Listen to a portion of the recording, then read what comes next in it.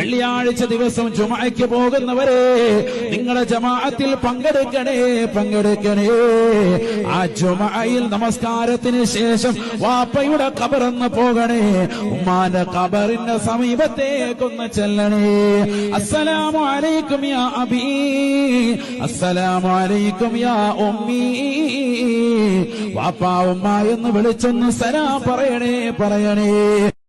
യാസീൻ ഓതണേ, ഫാത്തിഹ ഓതണേ, സൂറത്തുൽ ഇഖ്ലാസ് മുഅവ്വിദൈൻ ഓതണേ.